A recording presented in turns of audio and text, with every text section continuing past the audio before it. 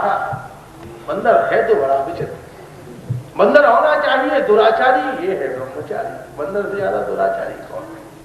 बंदर होना चाहिए दुराचारी, ये है ब्रह्मचारी। बंदर होना चाहिए मूर्ख, ये है ज्ञानी नामक कजन्य। बंदर होना चाहिए कृतज्ञ, ये कृतज्ञ अपनी स्वामी के लिए प्राण संकट में डालकर यहाँ आ गया। बंदर होना चाहिए अपवित्र, ये परम पवित्र। बंदर से ज्यादा कोई अपवित्र भी नहीं। दो बंदर आपस में बैठ जाए, एक दूसरे की गोदी में पड़ जाए, हमारा एक दूसरे के जुआ पीन कर ऐसे खाए जैसे इलायची खा रहे, और अपवित्र, ये परम पवित्र। विभीषण ने यथार्थ से ही पूछ लिया, बोले भैया बंदर की योनि में रहते हुए भी तुम्हारे अंदर यह विपरीत गुण कहां से आ गए? हो बंदर और ब्रह्मचारी, हो बंदर और पवित्र, हो बंदर और बुद्धिमान, हो बंदर और कृतज्ञ, बंदर की योनि में रहकर तुम्हारे अंदर यह विशेष गुण कहां से आ गए? हनुमान जी महाराज ने कहा पौलस्य कुलोद्भव ब्राह्मण, देख ले राम की शरण में जाकर जब बंदर ऐसा हो सकता है तो राम की शरण में अगर ब्राह्मण चला जाए तो क्या नहीं हो सकता। महाराज अपूर्व दिव्य आनंद में सारी लंका को जलाकर हनुमान जी महाराज वापिस लौटे। श्री राम को चूड़ामणि प्रदान की, सिंधु तट के ऊपर श्री राम की समग्र सेनाएं पधारी। उसी समय लंका के दरबार में पदाघात से अपमानित तिरस्कृत महाराज विभीषण शरण में आया। आकाश में अवस्थित था। भगवान ने पूछा सुग्रीव क्या करना चाहिए? बोले प्रभु मुझे मेरे जादू तो मार ही देना चाहिए। अंगद क्या करना चाहिए? बोले बंदी बना लेना चाहिए। नलनील क्या करना चाहिए? बोले घोर यातना देकर इसके रहस्य जानने चाहिए। हनुमान जी से पूछा, बोले क्या करना चाहिए? बोले भगवान पूरी लंका से एक ही तो चीला मिला जो तुम्हारे लिए पटापट उठ लाया। उसकी बात तो सुन लो, आप कह क्या रहा है? तो आपकी शरण में आया है और उसकी बात तो सुनो। पौलस्य मध्य जनुषम परुषम वदंतम संत्यज्य बांधव जनम च विभीषणोहम रामम विराम मिहि विदिशताम बापम आपन्य दैन्य हरणम शरणम ममेति। वो कह रहा है मेरी मैया ने मेरा नाम रखा है विभीषण। विभीषण किसे कहते हैं? जो जिंदगी में भीषण काम करता हो, महाराज आश्चर्यजनक अपौरुषीय कृत्य करता हो, और आज मैंने अपौरुषीय कृत्य कर डाला। ये संत्यज्य बांधव जनम च विभीषणो हम, जैसे ही रावण ने मेरी छाती पर लात मारी, मैं पत्नी बच्चे स्वजन संबंधी अनुज अर्थज सबका परित्याग करके हे भगवान तुम्हारी शरण में आया हूँ। भगवान श्री राम दौड़ पड़े। अभया गतो मत पयाति चेन मुधा रजवो भवंति लघवो नतिन सखे अनुजो यमस्तु तनुजो थवा हरिभो कर्मा पदम ही शरणागतो जना। अरे विभीषण तेरे शरणागत की मर्यादा का अतिक्रमण कर दिया। शरणागत की ये मर्यादा है कि वो जहाँ हो, जिस स्थान पर हो, जिस प्रतिकूलता दुर्भाग्य में हो, वहीं से मुझे पुकारे और मैं वैकुंठ से नंगे चरणों के पास दौड़ता हुआ जाऊं, और तू लंका से इतनी दूर चलकर और मेरे सामने आकर मुझसे कह रहा है कि मैं आपकी शरण में हूं। अरे विभीषण, तेरे लंका से मेरे पास आने तक जितने कदम रखे हैं, तेरे एक एक कदम पर मेरे हजारों वैकुंठ नौछावर हो जाएंगे। महाराज भगवान ने विभीषण को शरण में लिया। नलनील के द्वारा पुर का निर्माण हुआ। महाराज फुल पार किया। अंगद को दूध बनाकर भेजा। रावण नहीं माना। युद्ध प्रारंभ हुआ। लखन लाल जी को सत्ती लगी। हनुमान जी दिव्य औषधि ले आए। मेघनाथ का वध हुआ। नरांतक आदि जम्बूमाली आदि रावण के पुत्र प्रपौत्रों का वध हुआ। महाराज कुंभकर्ण आया। कुंभकर्ण का वध हुआ। अकेला रावण बैठा बैठा योजना बना रहा है, क्या करूं क्या करूं। अरे भैया, इन बंदर भालुओं से कैसे लड़ा जाए। एक दिन ये दशा थी कि भूमि पर बिस्तर पर पड़ा हुआ सोचता था ये स्वर्ग को लूट लें तो देवता स्वर्ग छोड़कर भाग जाते थे। नित्तारो है में यदरया तापसो तापसा स्वप्यों देव निहंति राक्षस कुलम जीवत्तयो रावणा नित्यच्छेन जितम प्रबोधित बता किम कुंभकर्णे नवा स्वर्ग ग्राम सीता विलुंठन वृथई छिनई चिवल भई भुजई। तैयार पर लेटा लेटा सोचता था कि आज चलो स्वर्ग को लूट लूं, और तो कोई काम था नहीं उसे। केवल सोचते ही देवता स्वर्ग छोड़कर चले जाते थे। आज वो रावण अपनी दसों 20 भुजाओं को उठाकर विचार कर रहा है। धिक्कार है उस मेघनाथ को जिसके इंद्रजीत की उपाधि लंका के क्या काम आई। धिक्कार है उस पर्वताकार ब्रह्मकर्ण को तुम्हारा उस बंदर भालुओं से न लड़ सका। और सबसे बड़ा धिक्कार तो मेरी उन उठी हुई भुजाओं को है जो लंका का दरवाजा बंद करके मैं सोच रहा हूँ क्या करना चाहिए, क्या करना चाहिए, और बंदर और भालू ललकार रहे हैं कि दशानन कहाँ छिपा हुआ है, बाहर निकल। रावण महाराज इंद्री में अनुकूलता प्रतिकूलता किसकी नहीं आती। अत्याचार कितने दिन ठहरता है। इनके पैरों में चप्पल भी नहीं है, जिनके माथे पर स्वर्ण मुकुट भी नहीं है, जिनके पास केवल एक बैठानस वेश है। बंदर भालुओं का समूह ही आज सोने की लंका के द्वार पर उसके टाल का निमित्त बनकर उपस्थित हो गया। महाराज अंत में भगवान श्री राम रावण का भीषण युद्ध हुआ। महर्षि अगस्त्य उसी समय पधारे, आदित्य हृदय स्तोत्र प्रदान किया, भगवान सूर्य का स्तवन हुआ, देवराज इंद्र ने अपना रथ धर्म सेवा में प्रस्तुत किया और महाराज भगवान ने अपने दिव्य शरों से रावण को का पराभव किया। रावण धड़ाम से भूमि पर गिरकर गतक प्राण हो गया।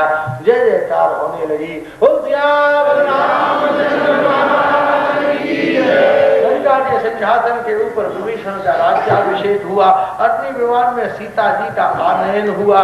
पुष्पक विमान में अवस्थान हुआ। अयोध्या की ओर अभिगमन हुआ।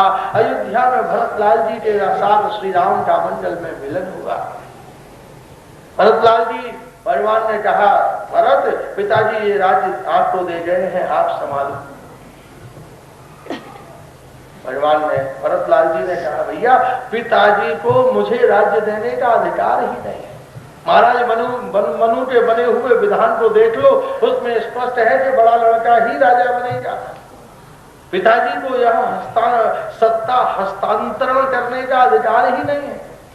बोले पिताजी के चरित्र पर टिप्पणी नहीं की जा सकती। पिता जो कर गए वही धर्म है, तो ठीक है भैया। फिर इक्ष्वाकु वंश में ये परंपरा चल पड़ी कि राजा जिसे चाहे राज्य देने का वचन दे दे और जिसे चाहे उपहार के रूप में राज्य दे दे। तो ठीक है, पिताजी ने मुझे राज्य दिया तो अब उस राज्य को मैं तुम्हारे चरणों में समर्पित। भगवान ने कहा, भैया उस राज्य को संचालन करना मेरे बस का काम नहीं। मैं तो इस सारी अयोध्या को, अयोध्या के समग्र ब्राह्मणों को निमित्त बनाकर अपने गुरुदेव महाराज वशिष्ठ के चरणों में समर्पित करता हूँ। गुरुदेव वशिष्ठ उठकर खड़े हो गए, राम तुमने सारी अयोध्या दान में दे दी, अब दक्षिणा तो दो। दान के साथ दक्षिणा का विधान है। बोले आज्ञा करें गुरुदेव, मैं दक्षिणा में क्या दूं? बोले दक्षिणा में इस राज्य को आप ही संभालो। पुनर्पि अयोध्या महाराज के सिंहासन पर श्री राम का राज्याभिषेक हुआ। चरणों में पवन पुत्र बैठे हुए हैं, विजन क्षमर दिलाते हुए भरत शत्रुघ्न खड़े हुए हैं। बड़े बड़े देवगण साध्यगण सिद्धगण उपस्थित हैं। गुरुदेव वशिष्ठ पार्श्व में अवस्थित हैं। कौशल्याम्बा सुमित्राम्बा केकय्याम्बा आनंदित हैं। महामंत्री सुमंत प्रसन्न हैं। सारे के सारे सारा का सारा अयोध्या दिव्यानंद में निमग्न है, अवस्थित है। बड़े बड़े नरेश, बड़े बड़े संबंधी, बड़े बड़े स्वजन, बड़े बड़े सम्राट दिव्य दिव्य उपहार लेकर आ रहे हैं। उसी समय विभीषण भी एक जजमुक्ताओं की माला ले आए, लाकर भगवान को दी। बहुत देर से अफसर की प्रतीक्षा में थे। माला हाथ में लेकर सिंहासन से चले कि अब शांति है, सब दृष्टि हमारी तरफ है। उतनी देर में 2 जने आ गए तो फिर वापिस लौट गए। अरे इनकी भीड़ में हमारा उपहार लग जाएगा। बहुत से लोग हैं पार्टी में जाते हैं, डिब्बा पटला देते हैं, अरे उन्होंने तो देखा ही नहीं, फिर उठा लेते हैं। फिर जब आपसे मुलाकात होगी फिर पटलाएंगे आपकी। तो जब तक देख न ले कि भाई जिसको दे रहे हैं उसे वो अच्छी तरह जान न ले, देख न ले, समझ न ले, तब तक आनंद कैसे आते। महाराज विभीषण भी उस माला को बार बार घुमाते फिराते उछालते। माला ले जाकर भगवान को दी। भगवान ने वो माला पार्श में प्रिया जी को दे दी। प्रिया जी के चरणों में बैठे हनुमान जी को दे दी। हनुमान जी ने माला देगी जोर से तोड़ दी। अयोध्या और लंका का खजाना एक तरफ और वो अकेली माला एक तरफ। इतना कीमती जजमुक्ताओं की माला, सारे मोती बिखर गए। महाराज हनुमान जी महाराज एक एक मोती उतारते, दांत के नीचे दबाते और तोड़ कर फेंक देते। विभीषण चिल्लाए, अरे इतनी कीमती माला तोड़ रहे हो, रहे तो बंदर के बंदर ना, तुम इस माला में क्या ढूंढ रहे हो? बोले मैं इस माला में ढूंढ रहा हूं कि इसके अंदर सीताराम जी है। बोले जब सीताराम जी को अपने हृदय में भी देखा है, हनुमान जी भूधराकार रूप से प्रकट हो गए और अपनी नखमणि से अपने वक्ष को विदीर्ण कर दिया। और जैसे ही हनुमान जी ने अपनी छाती फाड़ी तो सारे अयोध्या ने भक्तों ने हनुमान जी के हृदय में ही सीताराम जी का अपूर्व दर्शन किया। हनुमान जी के हृदय में सीताराम जी विराजमान हैं। और महाराज भगवान श्री राम कौन है? और हनुमान जी महाराज का स्वरूप क्या है? बोले पवन तनय संकट हरण मंडल मूर्ति रूप। हनुमान जी कौन है? मंडल की मूर्ति है। और भगवान श्री राम कौन है? बोले मंगल भवन अमंगल हारी। भगवान श्री राम कौन है? बोले मंडल के भवन है। और हनुमान जी कौन है? बोले मंडल की मूर्ति है। भैया मूर्ति में भवन होता है कि भवन में मूर्ति होती है? इसलिए श्री राम हनुमान जी रूपी अपूर्व मूर्ति के मंडल स्वत्व में आज सीताराम जी का अपूर्व प्राकट्य हो गया। हनुमान जी के हृदय में सब सीताराम जी का दर्शन कर रहे हैं। और हनुमान जी के हृदय में आप सब भी सीताराम जी का दर्शन करो। और इन्हीं सीताराम जी के दर्शन के साथ श्रीमद् भागवत के दिव्य सप्ताह विधि में वर्णित महाराज मर्यादा पुरुषोत्तम भगवान श्री राम के मंडल चरित्र को प्रणाम। आगे चल के परमहंस गुरुदेव सुखदेव चंद्रवंशी जी परंपरा का वर्णन करते हैं। उस समय मथुरा सौरसेन मंडल था और सौरसेन मंडल के अधिपति थे उग्रसेन महाराज। उनका एक बड़ा दुष्ट पुत्र था जिसका नाम था कंस। कंस की एक चचेरी बहन थी जिसका नाम था देवकी। वो अपनी बहन से बड़ा प्रेम करता और उसने अपनी बहन का विवाह उस समय पृथ्वी पर सबसे बड़े सत्यवादी वसुदेव जी के साथ निश्चय कर दिया। जब रथ चलाता हुआ चला तो हाथ जोड़कर चलता था, हे भगवान मेरी बहन को कष्ट न देना, मेरी बहन बड़ी भोली है, बड़ी सीधी है, उससे कोई कष्ट अपराध हो जाए तो आप मुझे दंड दे देना, इससे कुछ दंड न देना। और उसी समय महाराज आकाशवाणी हुई, अस्तवास्तवास्तमोधर्मो हंतायाम वहते बदा। अरे जिसे तू बड़े लाल प्यार दुलार से ले जा रहा है उसी की 8वीं संतान से तेरी मृत्यु हो जाएगी। तो देवकी जी की पकड़ के चुटिया और मस्तकोच्छेदन करने के लिए प्रवृत्त हुआ। महाराज उसी समय वसुदेव जी ने कहा कि हे भोजवंशियों में श्रेष्ठ, एक स्त्री को मारकर क्या समाज में आपकी शोभा होगी?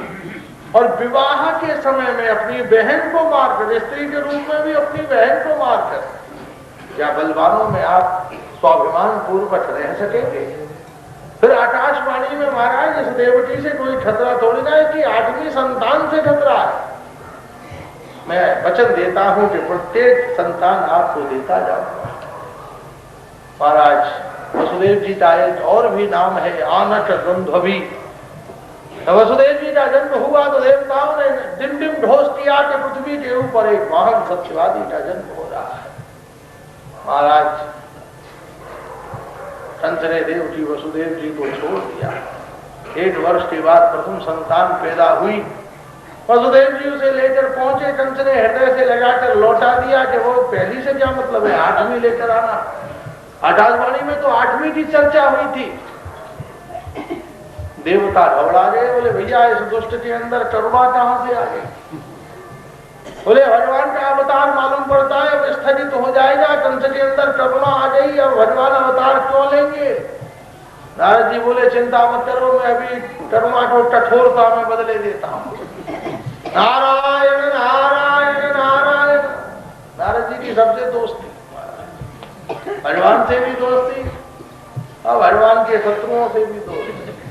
और समय का सबसे बड़ा कोरियर सर्विस देवर्षि नारद ही थे। और तो उस समय न ओवरनाइट थी न फर्स्ट फ्लाइट थी। सारा शिवलोक की, जनलोत्तर जनलोक की, महलोत्तर महलोक की, सूर्यलोत्तर सूर्यलोक की, चंद्रलोत्तर, सारी सूचनाएं नारद जी घुमाया करते। नारद जी जहाँ पहुंचे, नारायण नारायण। कंस बड़ा प्रसन्न हुआ, आओ ये देवर्षि क्या समाचार है? बोले भैया देवताओं की माया कुछ जानी नहीं जा सकती।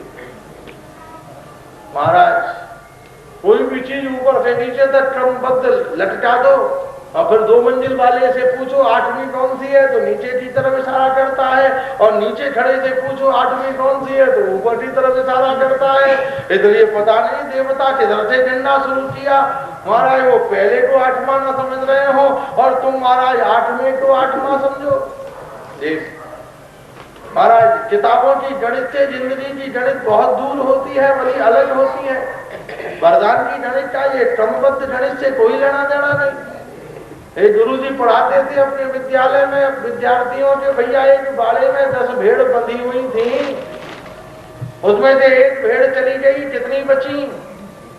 अब चिल्लाए 9 बची 9 बची 9 बची। एक विद्यार्थी पीछे बैठा था, बोले बड़ा मूर्ख है, तुझे नहीं मालूम एक बाड़े में से एक भेड़ चली गई तो कितनी बची? बोले गुरुजी एक भी नहीं बची। बोले बड़ा मूर्ख है, एक चली गई तो 9 नहीं बची। बोले एक भी नहीं बची, तो जहां से एक जाएगी वहां से 9 भी चली जाएगी। वो तुम्हारे उत्तर के लिए कोई बैठी नहीं होती। मेरे घर में महाराज भेड़ों का बाड़ा है, मैं रोज भेड़ों का व्यवहार देखता हूँ। आपकी किताब में भले ही बची हो, बाड़े में बचने वाली नहीं है। और दुनिया में तो भेड़ चाल प्रसिद्ध है, पहली भेड़ खाई में गिर जाए तो सब गिर जाते।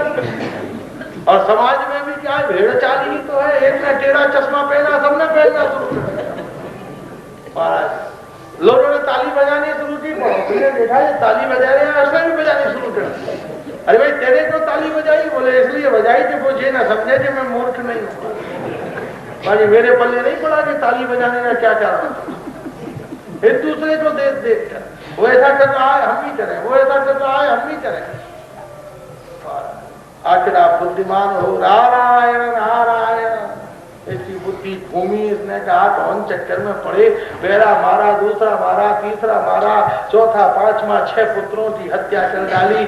और तब 7वें पुत्र के रूप में स्वयं भगवान शंकर शनिदेव पधारे और योग माया जी ने देवकी जी के गर्भ से कर्षित करके और रोहिणी जी के गर्भ में स्थापित कर दिया।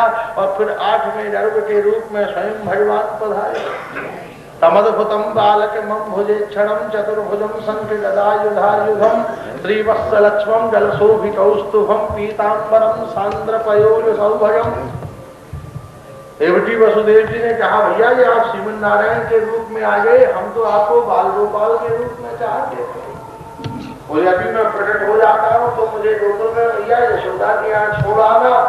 अगर अपनी बाल लीलाएं संपन्न करके मैं तुम्हारे पास आकर हमारा तुम्हारी वात्सल्य का पोषण करूंगा। और एक दिन अपूर्व भाव से भाद्र कृष्ण अष्टमी के दिन चारों तरफ ब्रजमंडल का वातावरण परिवर्तित हो गया। आकाश में उमड़ उमड़ के घटाएं आ गई, लेकिन घटाओं को विदीर्ण करके चंद्रमा प्रकट हो गया।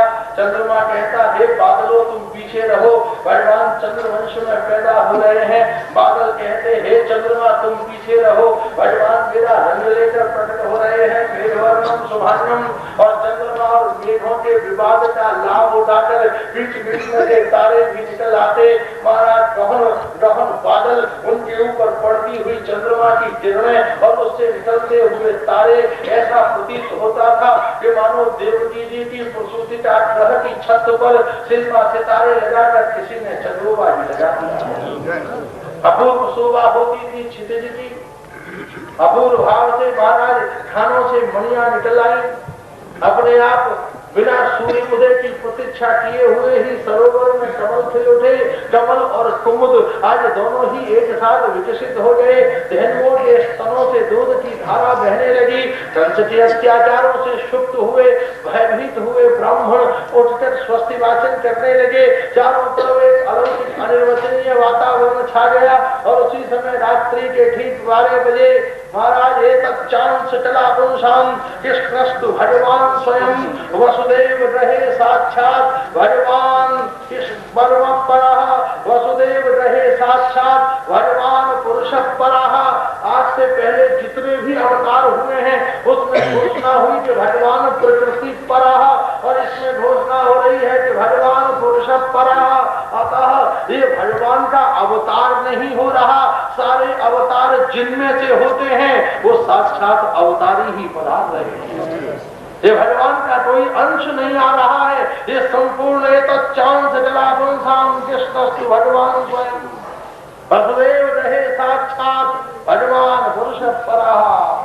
सर्वगुणोपेतः कालः परम शोभनः। सर्वगुणों से युक्त नंदनंदन हनुमान के प्राकट्य से सबसे उत्तम बात क्या हो गई कि ताल सुशोभित हो गया। सर्वगुणों के जितने भी ताल के पास गुण थे, हम अपना के कमरों में नंदे संदे बैठे रहते हैं। लेकिन जब ड्राइंग रूम में कोई विशिष्ट व्यक्ति आए मिलने के लिए तो बढ़िया कुर्ता बढ़िया धोती लपेट कर सज धज से उससे मिलने जाते हैं, उससे अपनी गंदगी को छिपाते हैं। ऐसे ही ताल के अंदर भी जितने दुर्गुण थे वो तो उसने दबा लिए, क्योंकि साक्षात स्वामी आ रहे हैं और अपने जितने भी गुण थे वो सब लेकर वहां प्रकट हो गया। इसलिए सर्वगुणों में काल परम सोमना। और उसी समय महाराज नंदनंदन भगवान श्री कृष्ण रात्रि के 12 बजे प्रकट हुए। अपूर्व भाव से प्रहरी सो गए, कारागार के द्वार खुल गए। योग माया जी ने सूप की व्यवस्था कर दी। सूप के ऊपर नंदनंदन गोविंद को रखकर वसुदेव जी गोकुल की ओर चले। उमड़ घुमड़ के जमुना जी आती थी, चरण स्पर्श से शांत हो गई। गोकुल में मैया यशोदा के कक्ष में प्रवेश किया। वहां पहले से ही जोड़ा पैदा हुआ था, एक तरफ एक लड़का और एक तरफ लड़की सो रही थी। जैसे ही सूप उतारा तो सूप अवस्थित बालक पार्श्व अवस्थित बालक के अंदर अंतर ध्यान हो गया और कन्या को अपने सूप में वापस ले आए। क्योंकि जब अक्रूर जी आएंगे तो जिनको वसुदेव जी लाए उनको अक्रूर जी ले जाएंगे। लेकिन वृंदावन के श्री कृष्ण न तो कहीं से आते हैं और न भक्तों को छोड़कर यहाँ से कहीं जाते हैं। वृंदावन परित्यज्य पादवेगम न गच्छति। वृंदावन से बाहर भगवान एक कदम भी बाहर नहीं जाते। वो तो नाना प्रकार से अपूर्व गोपियों के साथ, आचार्यों के साथ, भक्तों के साथ अपनी अनिर्वण्य दिव्य समूर्ध लीला की मंदाकिनी को टल टल टल्लोलुकी वंशनी भाव से प्रवाहित करते रहते हैं। महाराज कन्या को ले आए, कंस ने चरण पकड़कर जब पृथ्वी पर मारा तो अष्टभुजी देवी के रूप में प्रकट हो गई। हनुमान ने भेज दिया था, नाम धेयानि गुरवंती स्थानानि जनारोपी दुर्गेति भद्रकाली थी विजया वैष्णवी थी। बोले जा बहन, इन विविध नामों से तू 80 स्थानों पर बैठकर संसार की लोगों की वासनाओं को पूर्ण करना।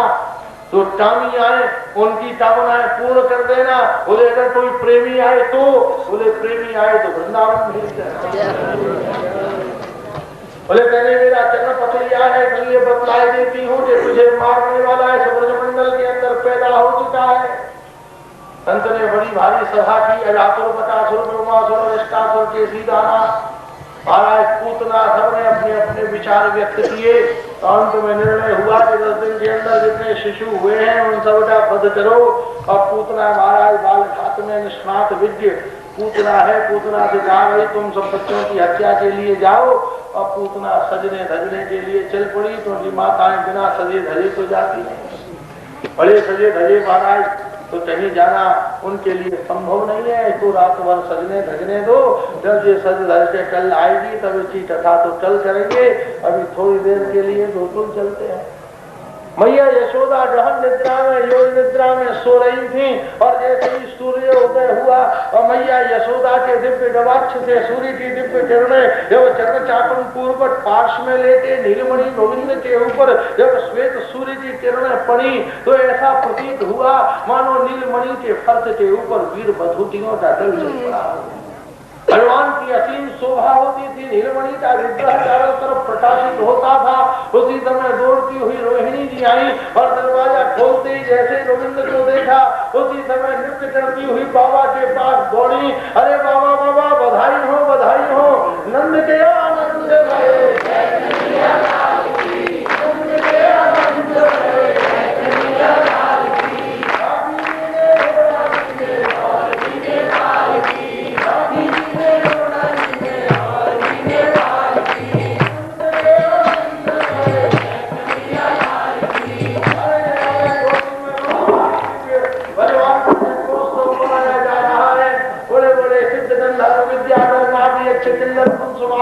बड़ी बड़ी वसी तिलोत्तमा मेनका बहुचित्ती कुहती अनेक अप्सराएं गोप गोपियों के वेश में मैया के द्वार पर बधाई दान कर रहे हैं। आप भी नृत्य पूर्वक बधाई दान करिए। रात भर यह जन्मोत्सव मनाइए।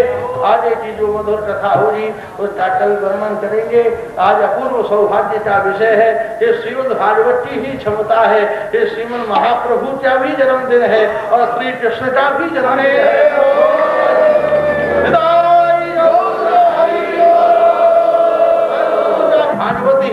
बलवान है जो महाराज किसी के जन्म को किसी के साथ भी मिला सकती हैं।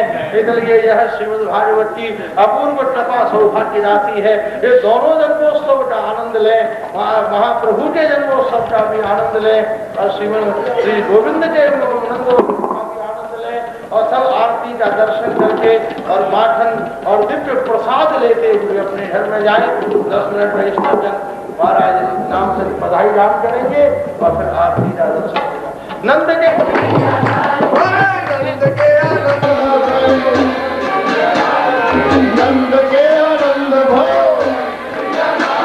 के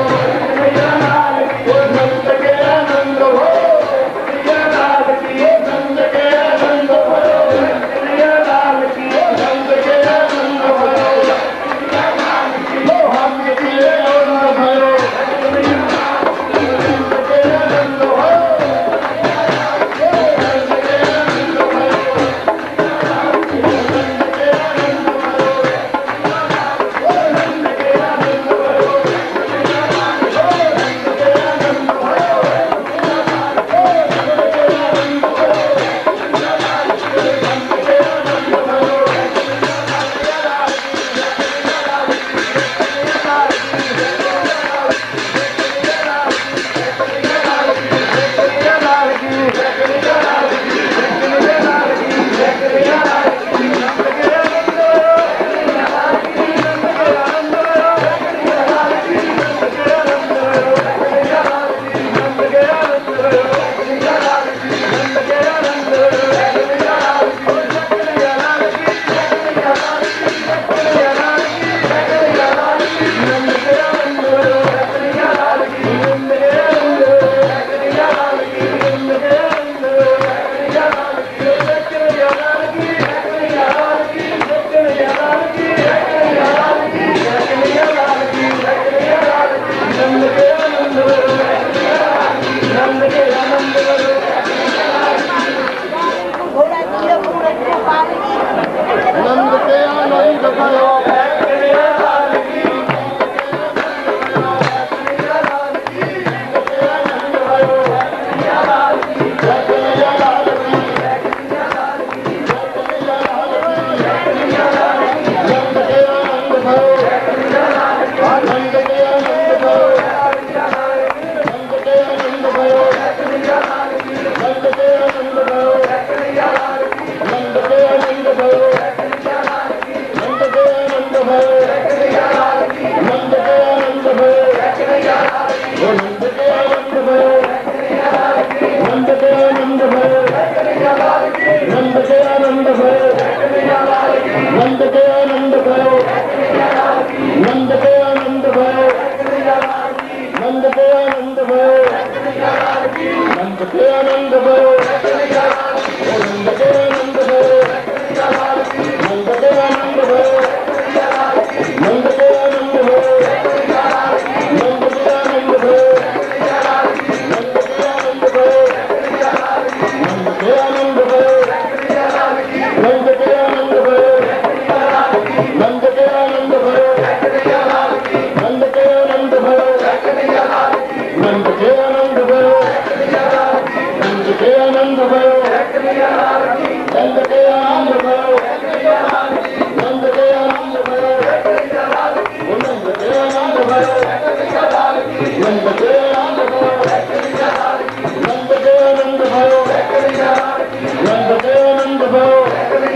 नंद के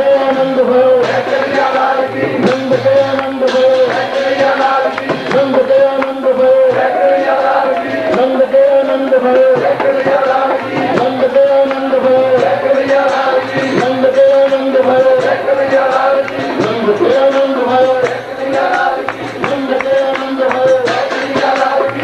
के आनंद भयो, नंद के आनंद भयो, नंद के आनंद भयो।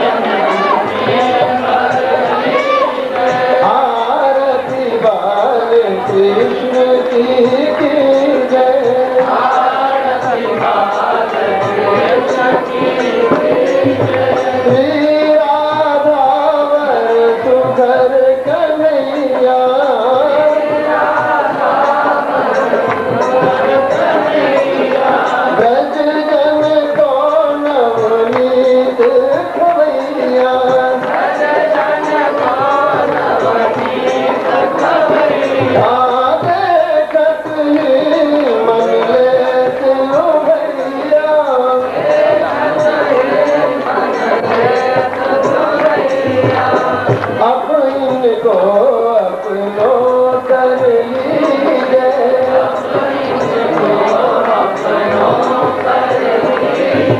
आरती बाल कृष्ण की कीजिए, आरती बाल कृष्ण की कीजिए। तो तेरी बोलनी मधुर सुहावे,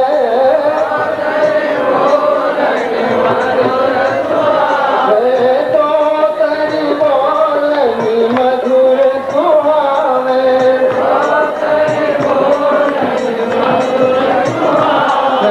सखन संग खेलत सुख पावे,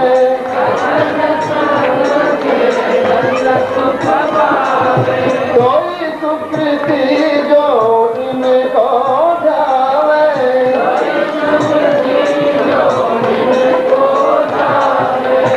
अपनो सर्वत इनको दीजो,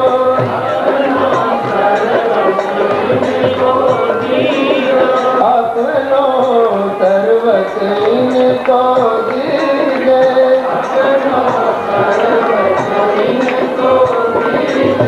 आरती बाल कृष्ण की कीजिए, आरती बाल कृष्ण की कीजिए, आरती बाल कृष्ण की कीजिए, आरती बाल कृष्ण की कीजिए। हरे कृष्ण कृष्ण कृष्ण हरे हरे, हरे राम राम राम हरे हरे, हरे कृष्ण कृष्ण कृष्ण हरे हरे, हरे राम राम राम हरे हरे, हरे कृष्ण कृष्ण हरे कृष्ण कृष्ण कृष्ण हरे हरे, हरे राम राम हरे हरे। वक्रतुण्डाय धीमहि तन्नो दन्ति प्रचोदयात्।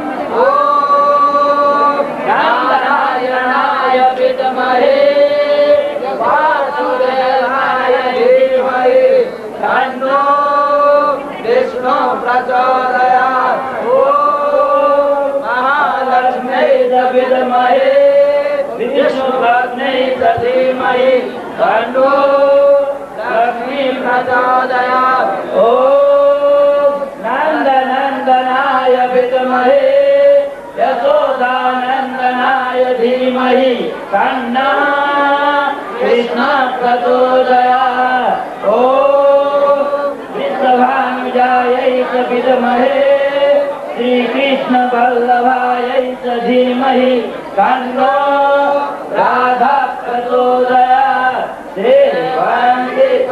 बकुलचम्बक पाटलाभै नागजातिकर वीररसालपुष्पै बेल्वा प्रबल तुलसी मंजरी भोजयामि जगदीश्वर मे प्रसीद। नानासुवर्णपुष्पाणि यथा कालो भवामि च पुष्पाञ्जलि मया दत्तं गृहाणि परमेश्वर समर्पयामि पुरुषोत्तमाय नमः। उसको रखिए, फेंकिए नहीं, उसको फेंकिए नहीं, इकट्ठा करिए। बोले श्री प्राण पुरुषोत्तम भगवान